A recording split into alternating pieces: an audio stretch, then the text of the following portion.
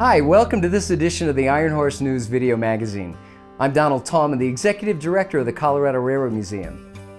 In this edition, Mike Spera will step you through the process of steaming up a locomotive using our signature coal-fired steam locomotive number 346. You'll get a fascinating behind-the-scenes look at the art and science of firing up a steam locomotive. Kathy McCardwell, our archivist and librarian, will discuss our map digitization project. Later, you'll get a tour of our latest exhibit, Railroading Today, featuring the jobs and people who are involved in railroading in the 21st century. We've got a full schedule, so all aboard! My name is Mike Spera. I'm Master Mechanic of Motive Power for the Colorado Railroad Museum. We're here today with Denver and Rio Grande Western Locomotive number 346, built in 1881 by the Baldwin Locomotive Works in Philadelphia.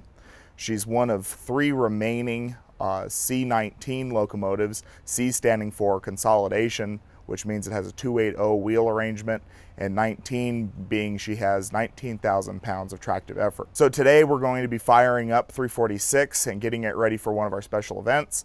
We're going to go through the process of lighting a fire in it, warming it up, all the greasing, lubricating, servicing, inspecting, and everything that we have to do to get it ready for that. What we're going to do is start out by cleaning the dead fire out of the engine. So to do that, the locomotive has grates in the firebox that tilt with a lever, and so when we move the lever, the grates will all stand on end and allow the dead fire to fall down through into the ash pan, and we're going to clean the ash pan out.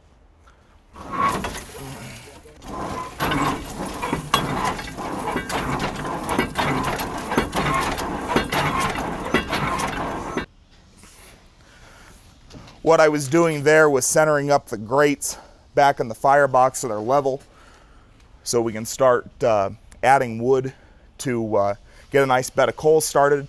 Then once we have a full firebox full of flame, we'll go ahead and start adding coal. So the first thing we do to get a fire in the engine after we've cleaned the firebox out is we have to start burning wood until we get a full box of fire, and then we can start burning coal. But before we can even burn wood, we have to have something to light the wood, so we use a diesel-soaked rag.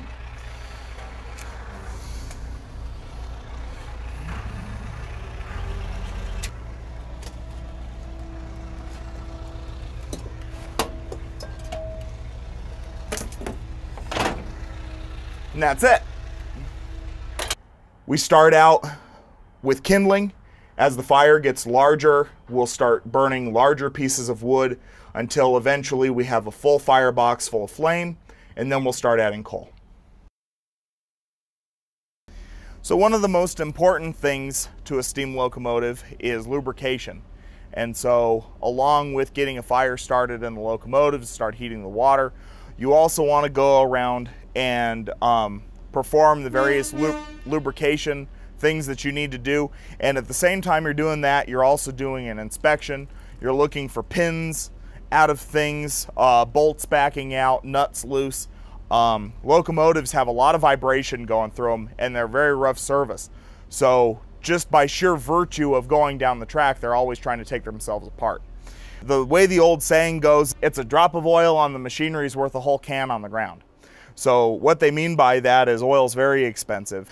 But the things that you do is pretty much all bearings on locomotives, except for more modern superpower era locomotives like the 5629 that has roller bearings. All the bearings on this engine are all brass. And so you're always going around and looking for anything out of the ordinary. And while you're doing it, you're putting a little oil down. We'll put a little bit right here. This right here, what I'm oiling right now, is called the crosshead. The crosshead is what transfers the reciprocating motion of the steam pistons into rotary motion to the wheels. And there is a lot of pressure on this. Everything that's transferred from that piston, that's transferred through the wheels, goes through this crosshead right here and this pin right here, which is called the wrist pin. So you always are looking at it, make sure the keys are in place, cotter keys are in place, bolts are tight, things like that. Because if they come out when you're going down the road, it's not going to be very good. You put a little bit right there,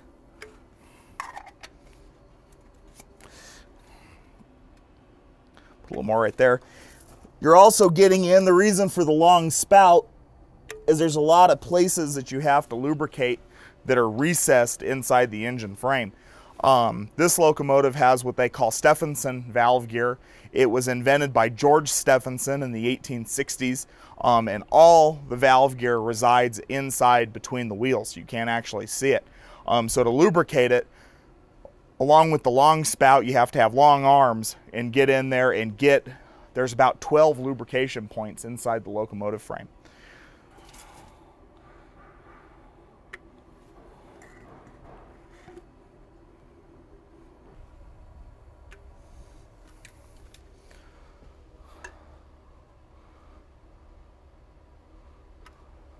Something that's not real common knowledge on steam engines is the boiler itself is only affixed to the actual frame of the locomotive at the front.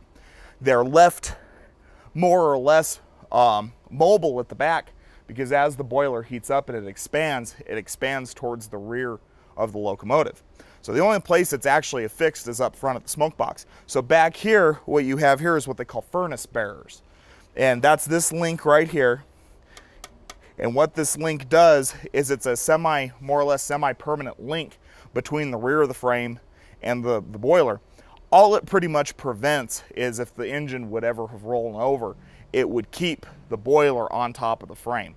But a lot of engines out there, even the very large engines, it's just a shoe and kind of a shim arrangement, and it's just by sheer virtue of the weight of the boiler that it rests on it. And all the furnace bearer does is keep it expanding and contracting in line with the frame. So that's something you also have to lubricate.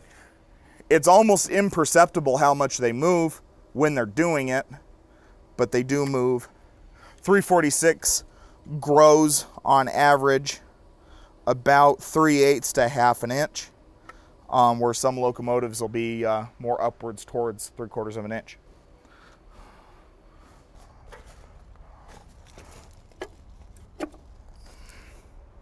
All I'm checking for there is, just like the locomotive drivers, the tenders also have bearings, obviously.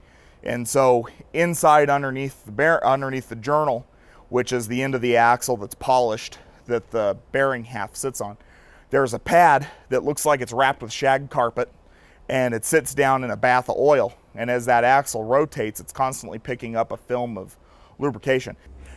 Now that we have a full box of fire and we have enough pressure, we can start running the locomotive's blower. What the blower is it's a steam line that comes off of the turret of the locomotive, and it aims a jet of steam up the stack to create a draft. So we needed to get that to the point that we could draw air through the fire, thereby burning coal. So now that we're ready for that, we're going to go ahead and start adding a few scoopfuls of coal.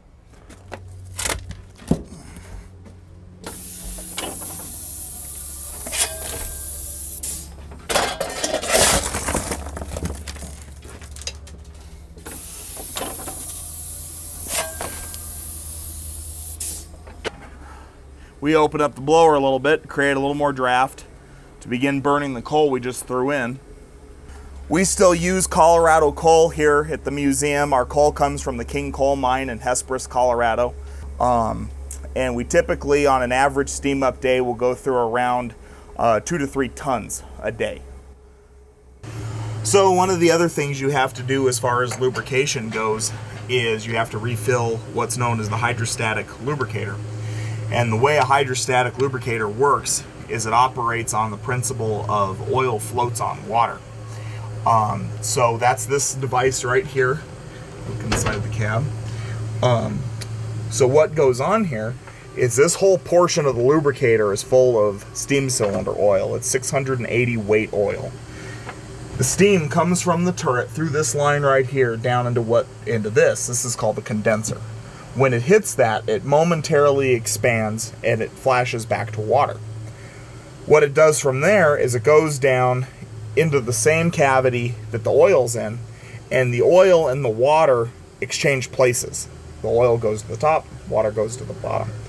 And then by virtue of the steam pressure being exerted down upon this blanket of water, it forces the oil through needles and metering valves, and then is delivered to the various appliances such as the air compressors and the cylinders and the valves, and sprays a real fine brown mist of oil, coating all the wear surfaces inside the cylinders, the valves, and the air compressors.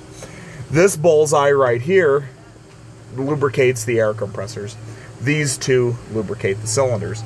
This is for the right side cylinder. This one is for the left side cylinder.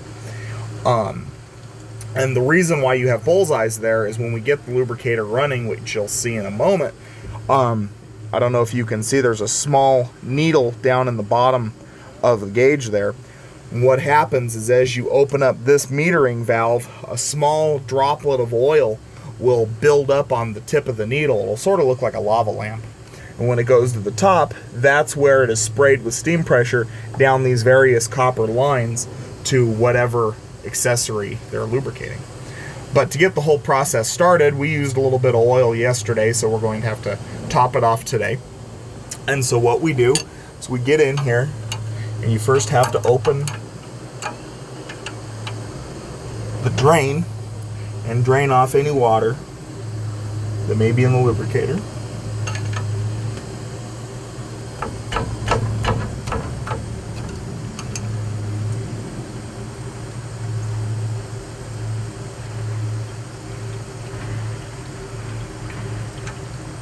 The water's draining through this copper pipe down into, there's a tray right here that just feeds out onto the tracks.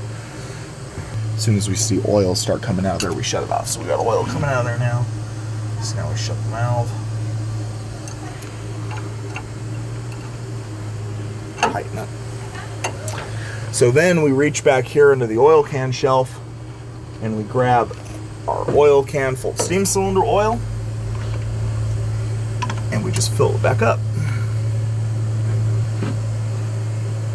There's a bullseye over here on the end that I can look at, and I can see where we're at as far as oil. That's how you service a hydrostatic lubricator. So once we get between 80 to 100 psi in the boiler, we can go ahead and start testing various appliances on the engine that it needs in order to go down the railroad. The one and most important are the boiler water injectors.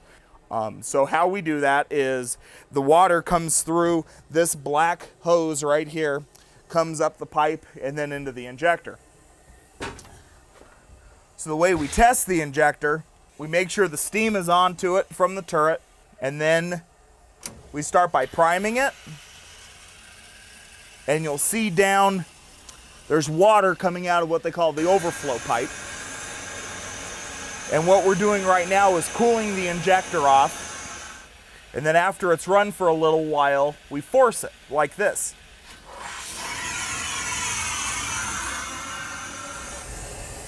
So that side's good to go. And then we'll repeat the process the same on the other side for the other injector that's on the engineer side. Okay, so now that we have over 120 psi of steam, we're going to go ahead and start the two Westinghouse 9.5 single stage air compressors.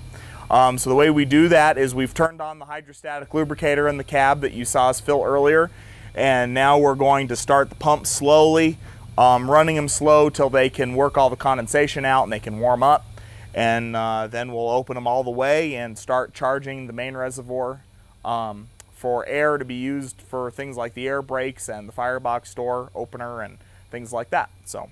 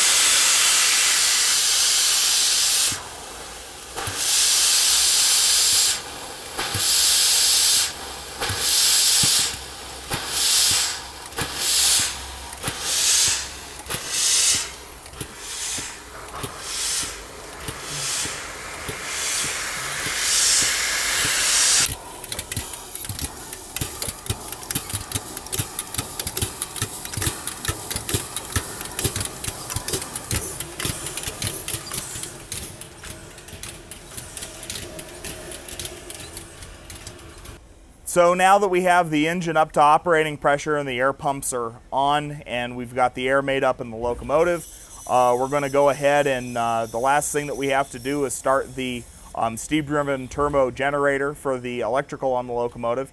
So now we're going to go ahead and start that.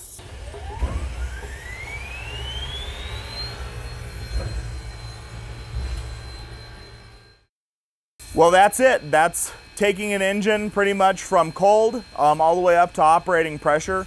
Now that the air pumps are running and the dynamo's on, we can go ahead and take the locomotive out. And what we'll do then is we'll coal it. Using our loader, we'll fill the tender up with about 4 tons of coal. We'll take it up to our No Agua water tank up at the top of the museum, and we'll put about 1,600 gallons of fresh water in her. And she's ready to pull many happy passengers around the museum. And for 133 years old, she's still doing pretty good. Thank you. I'm Kathy McCardwell, Librarian and Archivist at the Richardson Library, and we at the Richardson Library would like to announce the completion of a collaborative digitization project involving 23 of our largest hand-drawn maps from the 1880s through the early 1900s. These maps were created for a variety of purposes, all dealing with the physical construction of railroad infrastructure, trackage and structures in Colorado and neighboring states. The information they include is of particular interest to rail fans, historians, and surveyors. The pieces themselves are really works of art. They're hand-lettered and colored, and many have calligraphy or small drawings, for instance of marshes, to provide context for the rail lines they show. Because they're hand-drawns, they are, of course, originals. Because of their age, fragility, and large size, up to 20 feet or more long, the originals are not themselves available to researchers. The high-resolution scans created by the Denver Public Library gives us a way to access these documents without adding wear and tear to the delicate originals. If you're interested in viewing these maps, you can speak to me, Kathy, at the Richardson Library for access to a disc. Alternately, Denver Public Library will host virtual copies of these maps on their website, so you can go to digital.denverlibrary.org and then go to Maps segment, and under Maps, search for Colorado Railroad Museum. This project was supported in part by an award from the Colorado State Historical Records Advisory Board through funding from the National Historical Publications and Records Commission, National Archives and Records Administration. We would like to thank these organizations for helping us advance preservation and access to some of our most exciting collections.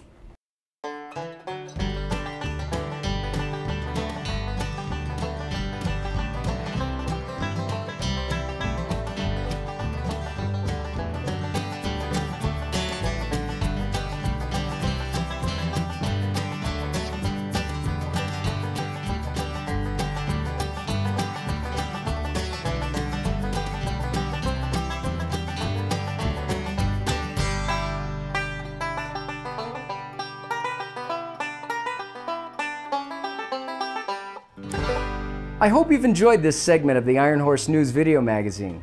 As you can see, there's always something new and exciting going on at the Colorado Railroad Museum.